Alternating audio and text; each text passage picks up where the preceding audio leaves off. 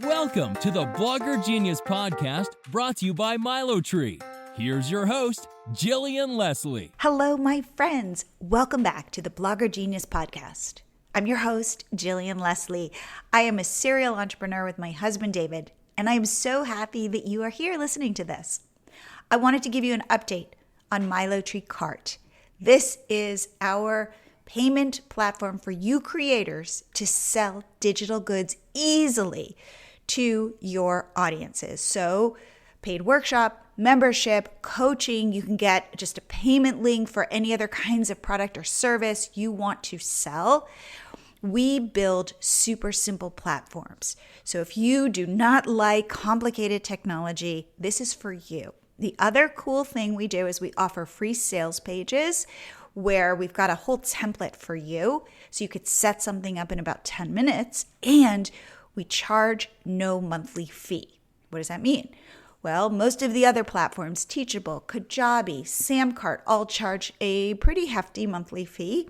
We don't. We take a small transaction fee. So we only make money when you do. This way, you can go test your ideas.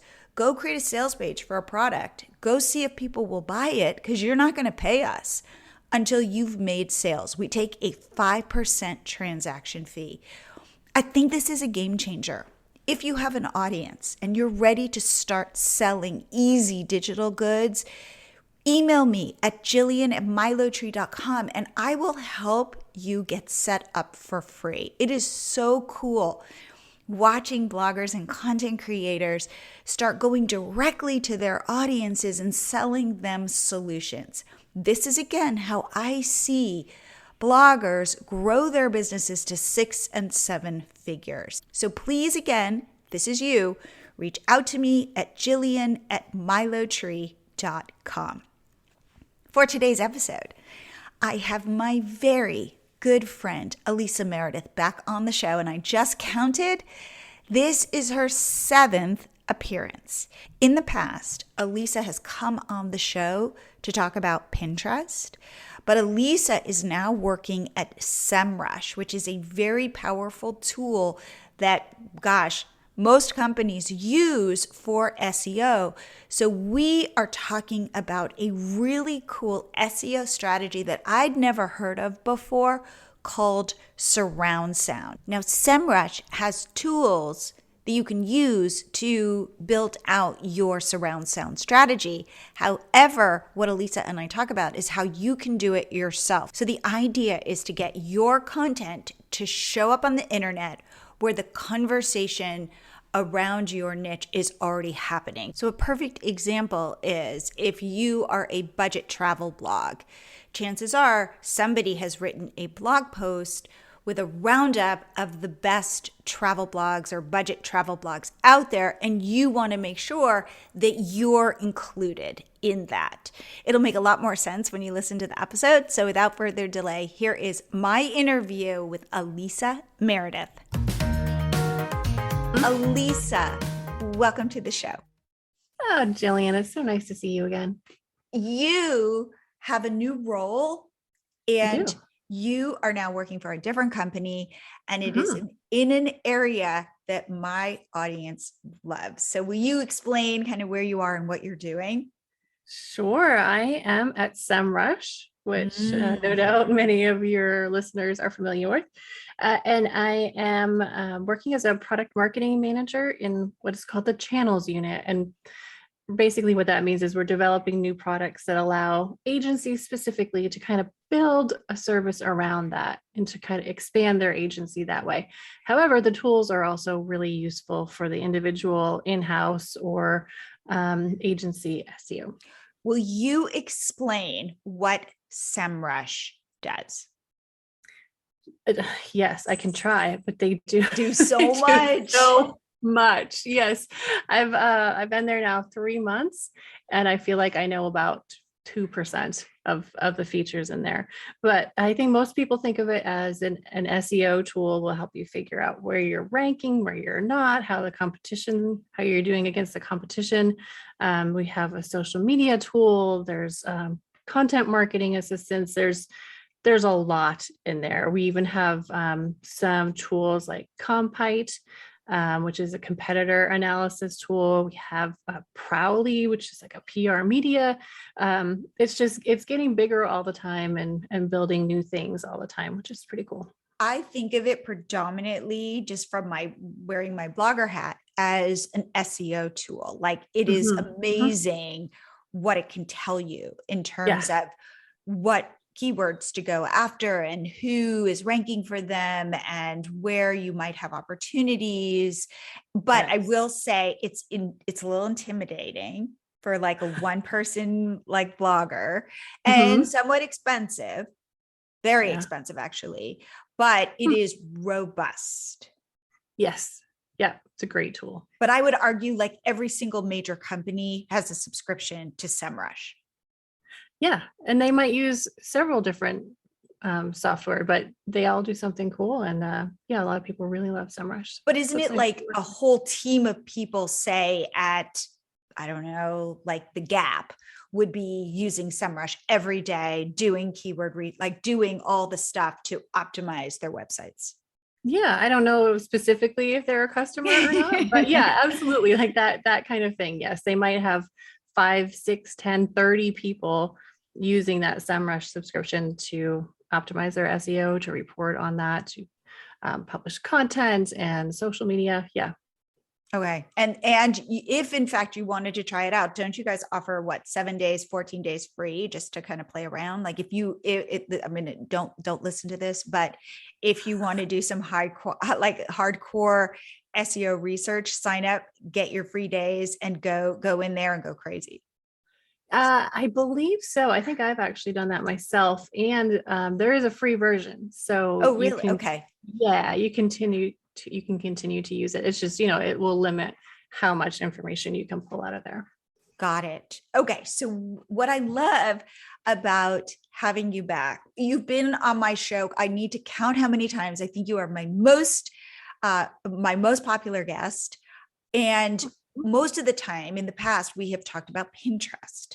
Yeah. Because you were at Tailwind and I still think of you as a Pinterest expert.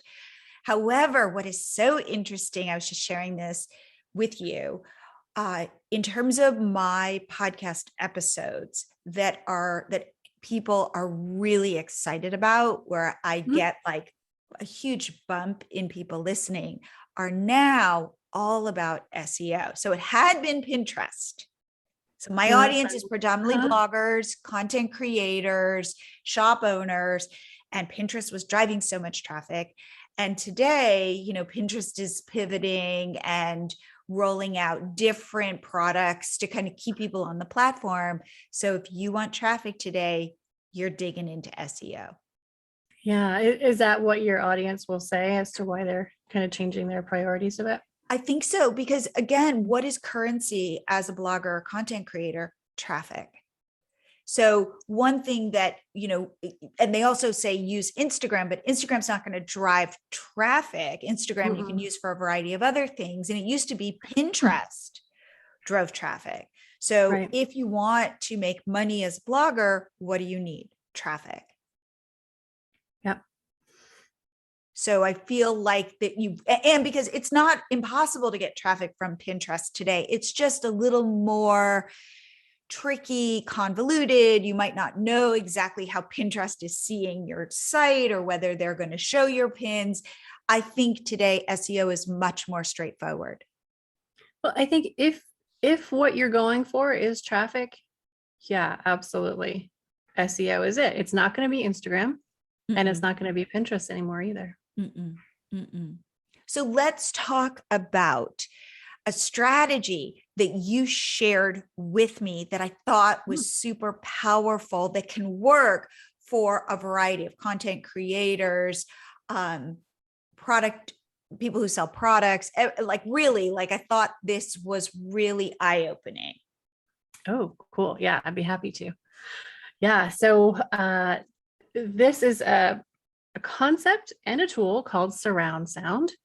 So when we're talking about surround sound SEO, I think the original way you and I learned about surround sound was probably at the movie theater, right? When that sound just surrounds you, right? It makes it, you just feel like you're right in it. Well, with surround sound SEO, and some people will do surround sound marketing, which is, expanded from there across different platforms. But with SEO, it means that you're not going to stop at just ranking your site for your important keywords. You're actually going to look at who else is ranking for those keywords and see if you can get them to mention you as well.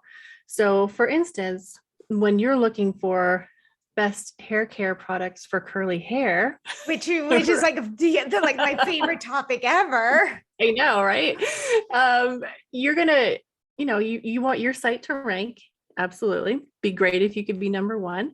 But then you're going to notice a lot of the results for a search like that are not the brands themselves, right? Because if you're looking for that kind of thing, if you're looking for the best hair care products for curly hair, you're not necessarily going to trust a hair care brand, right? You want other people to tell you what is the best. Because what do you do in real life? You and I, we talk to each other. You gave me a brand to check out a minute ago. I gave you a brand to check out. If I had seen an ad for them, I may not, I'd go in with a little bit more skepticism, but because I know and trust you, that's a big point in their favor already. So it translates really well online because people are asking, in a sense, what is the best hair care product for my curly hair? So rather than they might ask in person too, but they're going to ask Google. So what they're going to look for is a trusted source, or at least a third-party objective source that's going to tell them what are the best products I should try. And that often will look like a list article. So what you're doing. So it might be, let's say, a blogger who writes about curly hair. It could be a blogger. Yeah. It could be like a site about hair, some sort of like, give me like all these different sites that are collating and creating, who are like, what's the word? Like review sites. It could be like a BuzzFeed article, or maybe like glamour.com, all these publications that, if you think about it, especially as if you are a new company, a new brand, you're probably never going to outrank a glamour.com, or nobody's ever going to outrank BuzzFeed, right? So you're looking for these opportunities where you can become part of those lists, so that when people are searching, and it's specifically those high intent keywords, right? Because you're not going to be looking for necessarily, you might look for how to style curly hair, but when you're in that mindset, you're not thinking, I need to go buy something for my curly hair. It's those high intent keywords, like maybe most affordable curly hair products. Those are the keywords that people use when they're ready to pull their wallets out. So those are the ones we want to rank our sites for, but also just make sure you're everywhere that people are going to see when they use those search terms.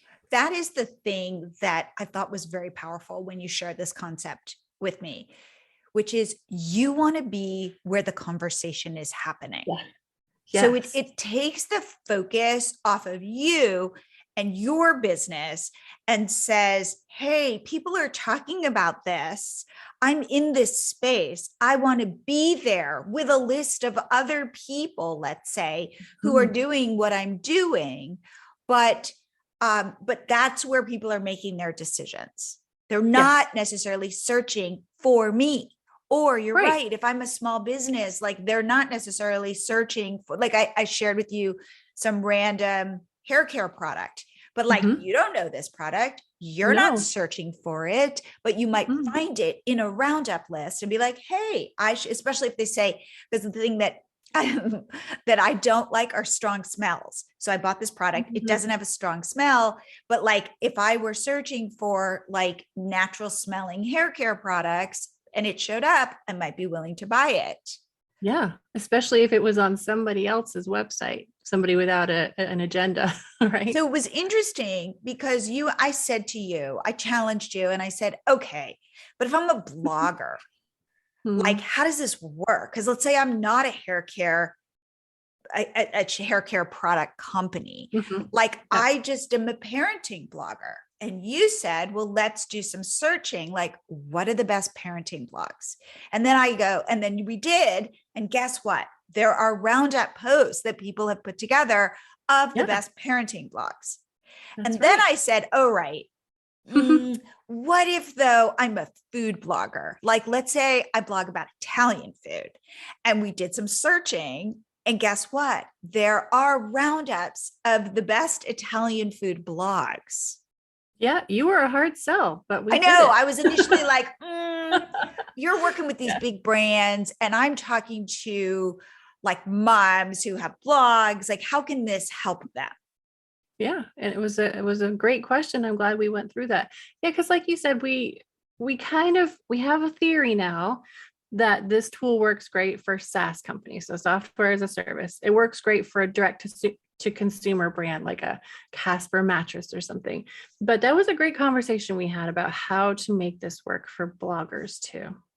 Yeah. So just after we had our conversation, I had coffee with a good friend of mine here in Austin, and she owns a wedding venue, like one of those cool barns. Like if you want a cool Texan barn, modern, cool wedding where the bride is wearing a wedding dress and cowboy boots.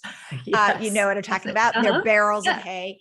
And she said to me, do I know anybody who can help her get into running ads on Facebook and Instagram? And I could see how overwhelmed she felt. And I said, what I recommend you do is go home and do a search of best barn wedding venues in Austin or Texas or rustic weddings, whatever. And I went home and did it just to see. And lo and behold, there were there are sites that have wedding venues, but there are also blogs that talk about it. And I said to her, go reach out to like some of the services you have to pay to have your your venue listed, but some of these blogs, who knows, like reach out to them, because the truth is like my friend's wedding venue is awesome. And so these bloggers would benefit by including her venue in their blog post. It just makes it richer. And you want to, like, this is the kind of place like you want to add to your blog post. And so therefore it's like a win-win. And it was interesting. It was because we had this conversation that like nobody's searching necessarily for her specific venue. Right. Because like, I'm trying to remember the name because I want to do a shout out to her. I think it's called Two Wishes Ranch or something like that. I'll put it in the show notes, but it's like, I would never think to search for that, but I want to be a bride in Austin or like in this area. And then I'm going to search for that. And I want it to show up, or she would want this to show up in a variety of results where a bride would be looking for this. Exactly. So it kind of gets you out of your own business weirdly, and gets you to think about how to participate in the conversation. Absolutely. Yeah. And some people call it share of voice or SERP coverage, right? So coverage in the search engine, but it is about being where people are looking and where people are talking about these solutions. And I love that you shared this with your friend, because what I hope for her is that she can reach out to one of these bloggers and build a relationship with that person. So not just getting listed in the 10 best Austin wedding listicle, right? But maybe if she offers a tour of her facility or something like that, creates this kind of relationship that can benefit you both long term, right? So when she's thinking about, doing a feature on a wedding venue, who's going to come to mind? It's not the person that she randomly Googled and added to her article. It's the one that she built this relationship with. So it can continue to build on itself. And so rather than doing like one-off cold outreach, right, you actually have these relationships with the people who are starting the conversations. I wanted to take a short break to talk about my free blog post checklist download. So you can get this at MiloTree.com/blog post checklist. And I go through all of the things you need to incorporate into your blog post. Most people I know print it out, put it on their desk, and when they go write a new blog post, they just go right down the list to make sure they've done everything they need to optimize their blog post. So again, go grab it, milotree.com/blog post checklist. And now back to the show. I think that as the internet has gotten so big, we also need to shrink it down and get small. Mm-hmm. It's a great way to be building these relationships. So let's say I am a parenting blogger and I start Googling I start saying like best parenting blogs. What is your recommendation in terms of reaching out to them or developing a relationship with them so that maybe you can, without sounding so, I don't know, spammy, or to say like, hey, would you include my blog in your list? What's your thought about that? I am definitely not an outreach specialist. We have a blog post that has some exact email scripts that you can use for that. And I'll share that. I will link to that. Yeah. Yeah. Because it goes all the way from being very detailed to being very direct. So it would say you have a podcast, right? And you would like to get listed in somebody else's list of podcasts. Then you could approach that person and offer to have them on your show. And then you build that conversation. And all of a sudden, what do you know? You're on that list. So it just you need to make sure that you're giving before you're asking. So whatever that means for you is kind of what you need to figure out. And I will say that to me is the harder part. Like finding the opportunities is so easy, especially because of surround sound, the tool that we have. Mm-hmm. It's that follow through, which, a lot of companies do have link builders on their team, and this is perfect for them, right? They have their systems in place and they could do it easily. When we're talking to bloggers, it's kind of a new skill. So I'm going to get you that link and you'll be able to use some of those scripts that have proven to work. Yeah, I would say that in my experience, also interviewing other guests, one thought I would put out there is, let's say, instead of going after the best parenting blogs, maybe you're in more of a niche, or you can speak to toddlers or something like that, so that you can then, so maybe that big list, it's like high search, like go after the smaller opportunities. Oh yeah. Yeah. Yes, absolutely. And I think sometimes when people are doing traditional link building, they put a lot of emphasis on the domain authority, right? But you explain what you mean, what domain authority is? Okay, I will try, but this is not my area of expertise. So basically, Google trusts this domain. They display their results in the SERPs often. So like Wikipedia, obviously very high domain authority because everything you search, that's what comes up first. But that's not always the most valuable for our purposes, right? For being in that conversation, for being seen for those high intent keywords. A lot of times those are not super high domain authority sites, which also is good because you have then an opportunity, like more opportunity to get a conversation with these people and to develop a relationship and to get those links. Also, okay, so yeah, absolutely. And SERP, by the way, a search engine result page. Just want to say it's like what it looks like on Google. Also, here is a strategy. So I would say, yes, like get smaller. You don't have to go after those big sites. You'll probably have more success with the smaller sites, and especially to build that relationship. But you could create a roundup post and put it on your blog. Yes, you could. And you probably should. Exactly. So let's talk about that, because we had talked about this previously and I kind of looked at you skeptically, like, can you do this? Like, let's say I'm a parenting blogger, but like, let's say I can talk about toys or something. Like maybe I do a roundup of best blogs that talk about toys. Yeah, maybe it's not absolutely. It could be my direct competitors. And hey, you know what? The internet is a really big place. Yeah. And I always think that you look cool when you support your quote unquote competition? Absolutely. Yeah. But maybe though you pick like a subtopic and you go, hey, let's dig in. Who talks about toys? Or you could talk about the best toddler toys, right? You as a blogger, you're the authority on that.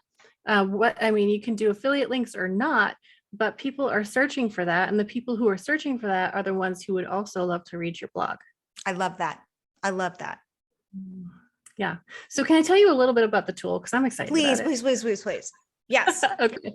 So the way it works is you put in your keywords that you want to rank for. And again, we're talking about those super high intent, like the words people use right before they buy. So best, cheapest, fastest, whatever that adjective is that gets people into your product. And then you put in your domain and your brand name. You put in your competitors and their domain names. And then what the tool does is it will search the top 10, 20, or 30 rankings for each of those keywords you put in. And it will look to see, do those domains and the pages that rank for those keywords, do they mention your competitors? If they do they give the competitors a link? Even more important for us probably is, are they mentioning you? And is there a link with that mention? Or could you maybe send them a quick email and say, hey, thanks for mentioning us. Would love it if you could just add this link for me. Right. And then you can also look at what kind of a mention is it, right? Is it a good mention? Is it a bad mention? Is it your number 30 on a list of 30 best kindergarten bloggers? Is there something you could do to build a relationship with that person so that they would move you up to number 1? Right? Or if you have a product like an ebook or something, you could offer to send it to them so that they can honestly say, oh no, this is the best one. We need to move it up to number 1. So it really pulls out the opportunities for you. And then you can do what you need with them. And then you'll see how your visibility for your search terms goes up. Now here's a question. Is that part of the free version of SEMrush? You can, because it's in beta right now. Yeah. If you have a free SEMrush account, a trial, or just a free, you can use it. Really? Yeah. Yeah. Okay. So if you're in SEMrush, you're going to look for the menu item, which is extra tools, and you'll see surround sound right there. Okay. So definitely I will be trying that out. Oh, good. Yeah. Let me know what you think. Absolutely. Because again, it's like finding these opportunities, and especially if you're a solopreneur and you have to be crafting these emails, you want to pick opportunities that you think you can have success with. Yes. And you'll be able to see too how much estimated traffic that page is getting for those keywords. So you'll be able to kind of prioritize which ones would be most important to you.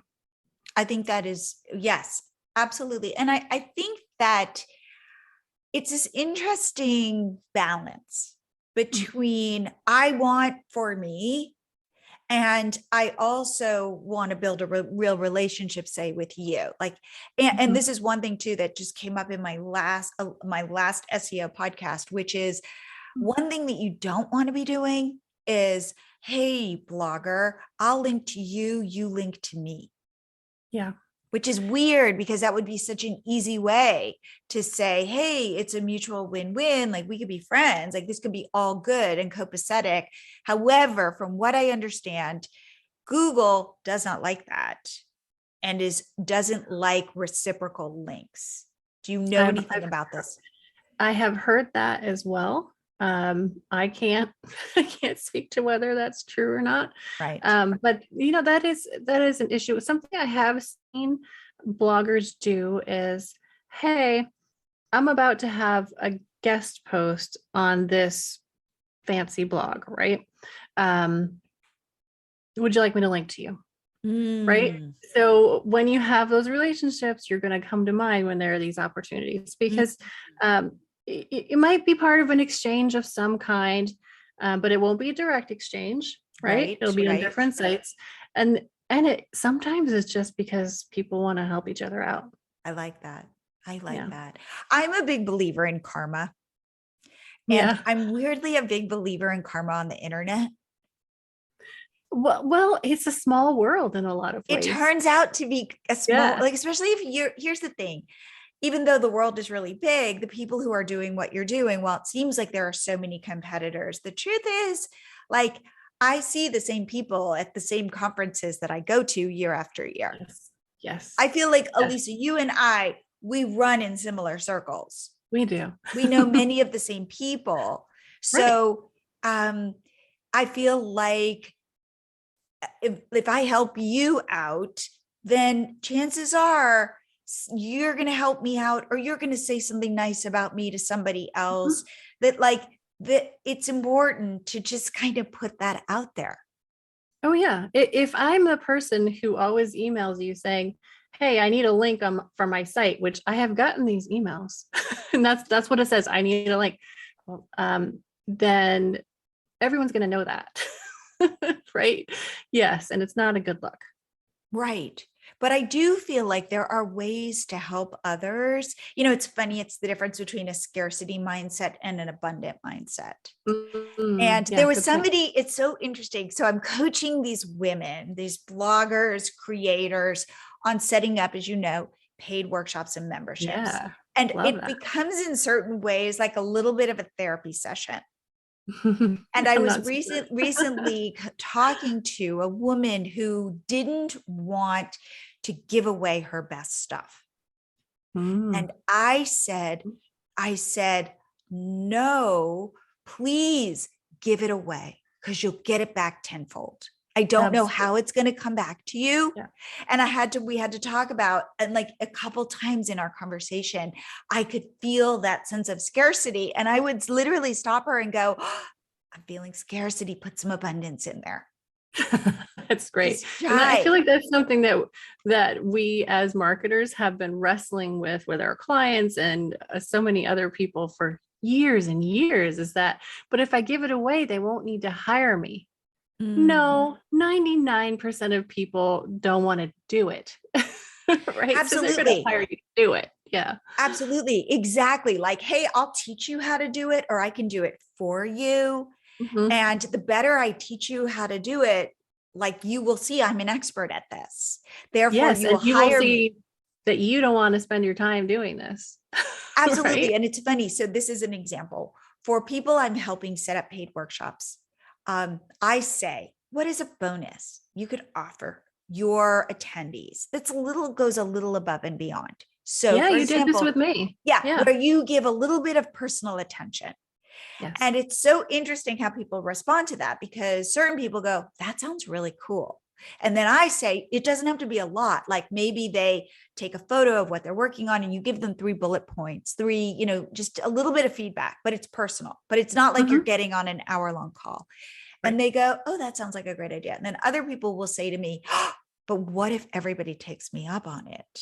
As if this is, and I say, that would be awesome, because that's how you build that relationship, and that's how they buy from you again.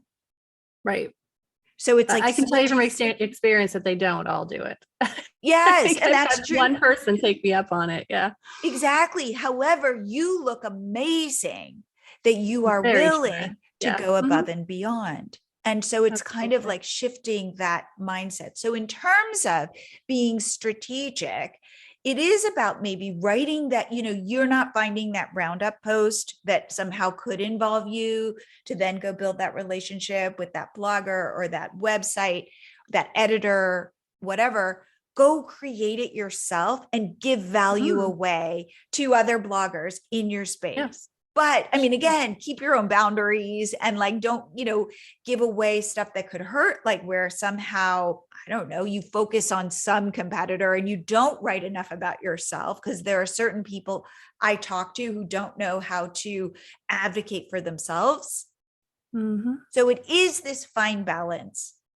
Yeah, sure. Yeah. Of you want to shine, but you also want to share the spotlight. Well, I think if you keep in mind who you're talking to and what you're trying to provide for them, it makes it easier. So if you're telling people, here are the reasons you'd want to read these 3 parenting blogs, but you're not giving them the reason they'd want you to read yours. Like that's not all the information they need. Right. So Absolutely. that can kind of get you out of your head thinking, oh, I don't want to talk about myself and be selfish. No, this is information people need. So just give it. Like I'm always impressed with the food blogger who sells meal plans, who's in a specific niche, who sells other people's meal plans along with their own meal plans in other food niches. Oh, wow. So I, let's say, am a keto food blogger, and I then have meal plans for keto people. But then I say, hey, if you're not keto, hey, how about these other food plans for vegans or for who knows what other kinds of diets, gluten-free or whatever. Whatever. I'm not that, but I'm this. So if, buy my product, but if that doesn't work for you, here are some other ones that I recommend, and they're affiliates. Yeah. So I'm making money, but I'm supporting their business. And to me, that is the win-win. Yeah, that's fantastic. So those are the opportunities that I would say, put yourself, like shine the light on you, especially if it's your blog and your business, but be willing to spread that light and shine it on others as well. Yeah. And again, believe in abundance and believe in making friends. Yeah. Because I personally, I don't know about your experience, and I do hear like horror stories, but I have to say some of my closest friends, like you, are people I've met you in person once. Is that right? That's it. That's it. And yet when I think about who I get excited to talk to, you are so high on that list. And we talk about everything. Yeah. We do.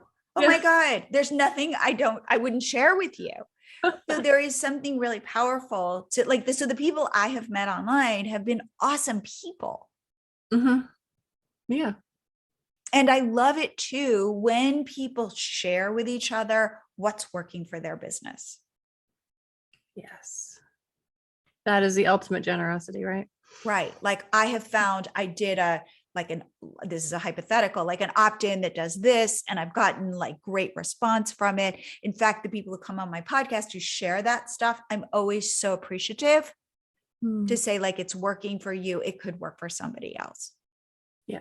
Okay. So if we're just kind of thinking about surround sound, for me, my big takeaway is that it kind of gets you out of your own business and makes you say, hey, like where are the people who are already talking about this, and how do I get into that? And for example, I had somebody come on to talk about Pinterest trends, and it's that idea of look out 30 to 60 days. Where are people going to be?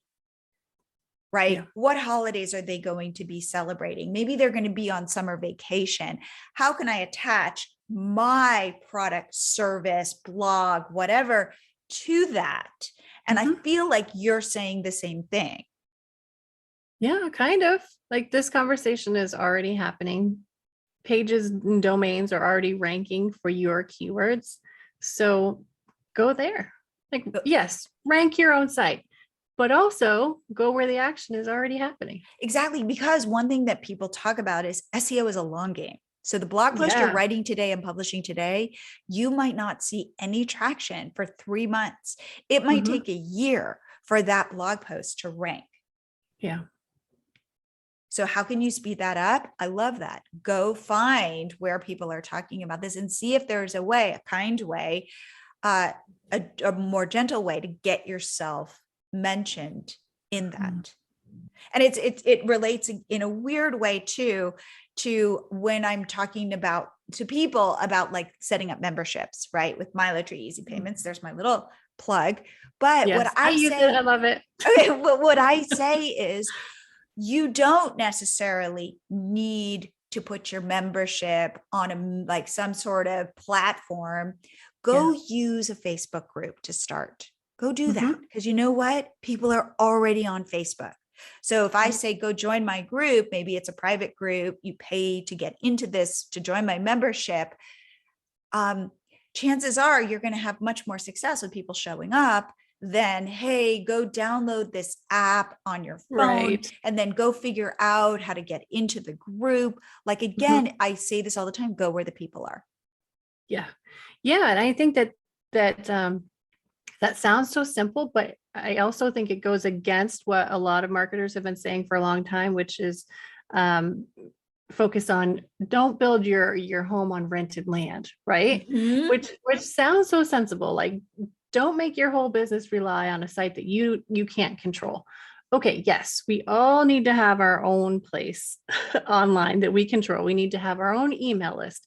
However, it, like you said, it is so much harder to get somebody to your blog, to a separate platform, to an app on your phone that you forgot you downloaded, than it is to get them to go where they're already going. And that is interesting, because that is an interesting tension, because I agree with you. And I say the same thing of like, don't just be an Instagrammer.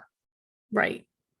So you do need to be on a variety of platforms. You do need to have a place on the internet that's yours, that's your site, that nobody can take away from you. You do need to build your email list, because those people you can contact in a much more intimate way than you can contact people, say, I mean, maybe you can DM them on Instagram, for example, but just putting up a post on Instagram or a story, it's just not as personal as showing up in their inbox. So I think it is about nuance. Yeah. And it's about, okay, so you and I both know Mark Schaefer. I think he's brilliant, and he will sometimes post an entire post on LinkedIn.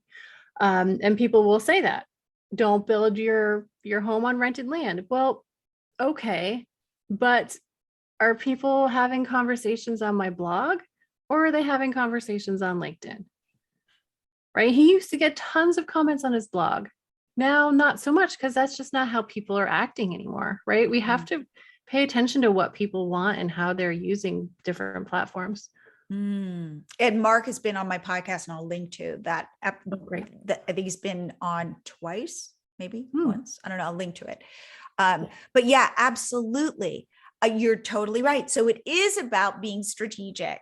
And then maybe what you do is you take that post on LinkedIn and you maybe write a bigger post on your blog that you can then optimize for SEO and get people to join your email list.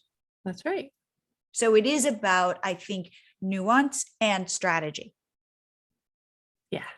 And providing stuff that people are looking for. Well, yes. That's like that's just the table stakes, right? Okay. Yes, absolutely. Yeah. Absolutely. All right, Elisa, as you learn more in your new job about SEO, will you come back to be sharing more of these strategies? Because you definitely opened my eyes to it. Like, for example, you've inspired me to look for where I can be in roundups of blogger podcasts or creator podcasts or entrepreneur podcasts, because actually there have been people who've said, I found you because you were in a roundup of like female podcasters talking about business. Right. So that, in fact, you've inspired me to go say, hey, if I can get myself in those places, more people will find my, I had somebody on my podcast who said something that I thought was really powerful, which is you don't change your message, change your audience. So therefore, you are the person who's the expert at parenting. Okay, what other audiences can you get in front of with that message? I love that. Okay. So how do you find new ways to find new audiences? And one way is to be finding where the conversation's going. Yeah. And using other people's audiences. Absolutely. All right, Elisa, if people have questions about this, want to reach out, want to learn more about SEMrush, anything, how can they do that? Yes. So Twitter is a good place. Elisa Meredith. Same on Instagram. Those would probably be the best places, or you can find me on LinkedIn. There aren't that many Elisas on LinkedIn. Awesome. Well, I do feel you made a joke about this, but I do think that you're right on the money, which is all like a lot of my blogger audience was all like Pinterest all the time. And now they've kind of, because they want traffic, they've moved over to SEO. And I feel like you've made this pivot in terms of moving from Pinterest to more SEO focused. So I feel like you're ahead of the game. I'm just keeping up with Jillian's audience. That's all. I love that. All right. Well, you will definitely be back to talk more about traffic and SEO and all of that good stuff. But I feel like what's been nice about this conversation is digging into strategies that people might not have thought of. Yeah. And I love being able to have a conversation with you about SEO because and you know a lot more about it than I do. And this is helpful for me too. Well, especially when we started to go, how can we put this on the lens of the blogger? How can this work for a blogger and not for just a big brand? Yeah. Awesome. Well, Lisa, thank you so much for coming back on the show. Thank you. See you soon. I hope you guys like this episode. I have to say that recently, after recording this, I did a Google search for the best blogger podcasts. And there were some roundups, some of which I was not included in. And lo and behold, I reached out to them and 2 of them included me in their roundups. So this is a very doable strategy.